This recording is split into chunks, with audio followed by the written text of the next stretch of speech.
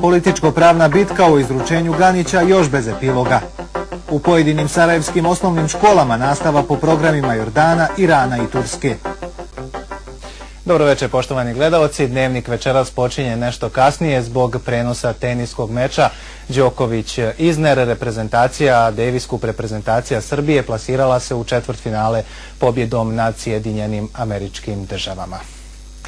Politika je zasjenila pravnu bitku o izručenju Ejupa Ganića. Na ovom slučaju prelamaju se ukupni odnosi na Balkanu, među susjedima, ratnoj prošlosti, zločinima, pomirenju, povjerenju. Najavljene su i nove istrage. U timu MUP-a Republike Srpske za istraživanje i dokumentovanje ratnog zločina očekuju da će za učestvovanje u zločinu nad vojnicima JNA u Dobrovoljačkoj ulici u Sarajevu biti optuženi Jovan Divljak, Stjepan Kljujić i ostali saučesnici. Nastavljaju se političko-pravne bitke o tome kome će Britanija izručiti ratnog člana predsjedništva Bosne i Hercegovine Ejupa Ganića. Savjetnik Harisa Silajđića Damir Arnaut vratio se u Sarajevo da pripremi materijale koji će tvrdi dokazati da Ganić nije umiješan u ratne zločine za koje ga sumnjiči srpsko tužilaštvo. Da sprovede istragu o zločinima u Dobrovoljačkoj tužilaštvo BiH imalo je 4 godine, a sada im kažu smeta dupliranje procesa.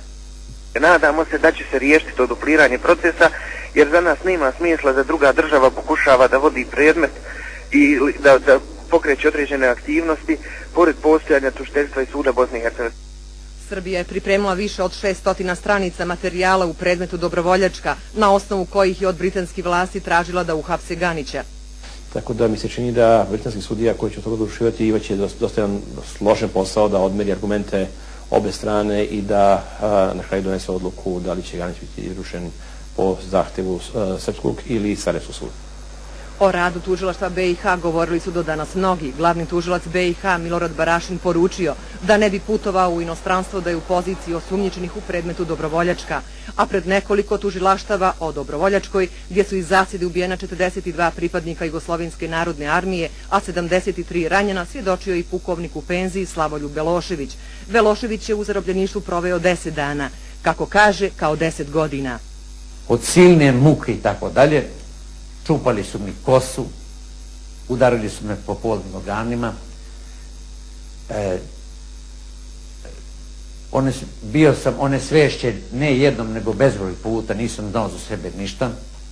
Molio sam da mi daju čašu vode, jer sam rekao da imam i šećer. Kaže, šećer liječi najbolje udarci.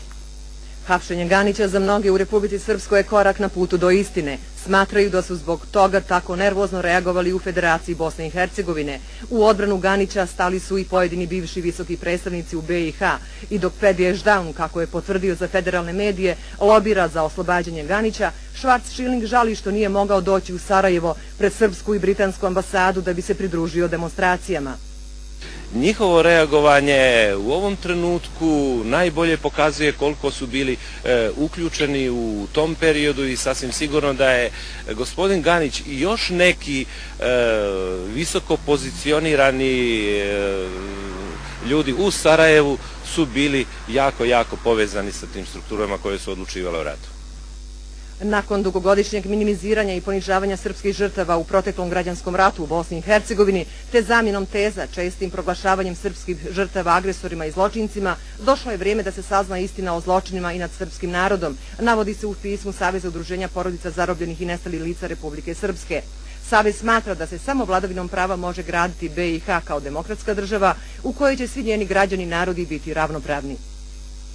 U Grbavici kod Brčkog obilježeno je 17 godina od stravičnog zločina nad 13 pripadnika Vojske Republike Srpske koji su počinile snage takozvane armije BiH. 13 Grbavičana zarobljeno je 8. marta 1993. godine u mjestu Boderište, a masakr nad njima počinjen je 4 dana kasnije za kada je bila dogovorena razmjena. Veliki Pudić 8. marta 1993. godine stradao je sin Radan koji je imao 18 godina. Koliko je bilo unakaženo tijelo njenog jedinca, kaže da ga nije mogao ni prepoznati. Godinama čeka pravdu. I sve kažu, gone, a nikad neće, tolike godine prošle, ništa, nikoga nisu nas pronašli da su, šta su radili sa djece.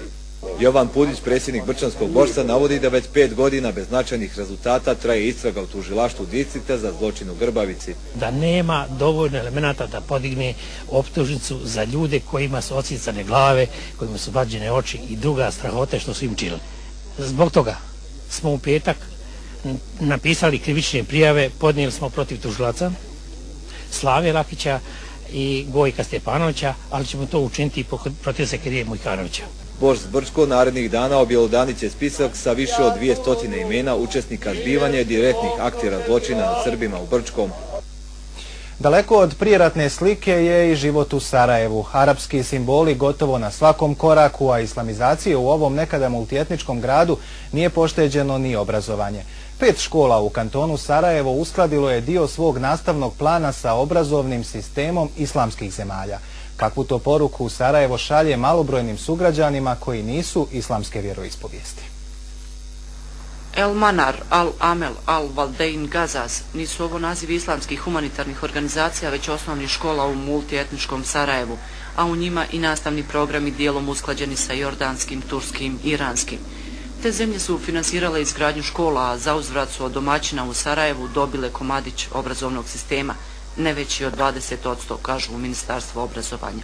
Škola Al Amel, osnivač je El Husein Adel, koji ona bi mogla biti jedna od tih škola, možda na koju vi i aludirate, koja radi po programom te zemlje, ali ponovo po programima koje smo mi odobrili prethodno u strogu analizu i pod nadzorom koji rade naše inspekcijske službe, i taj program ne smije zadirati izvan onoga što je u našoj zemlji, uopšte pa i u kantonu Sarajevo, u obrazovanju normalno.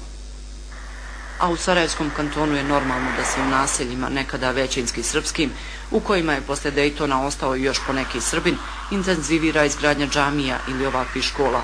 Ne zaostaju ni obdaništa u kojima djeca uče vjeronauku, ali ne sva 3, već samo jednog konstitutivnog naroda. Za to vrijeme učenici srpske nacionalnosti škole pohađaju u susjednom istočnom Sarajevu. God je bilo većinsko srpsko stanovništvo, ili se osniva škola, ili se gradi džamija, ili tako dalje. Modelom 2 škole pod jednim krovom vrši se segregacija, narušavaju ljudska prava i ko zna šta još.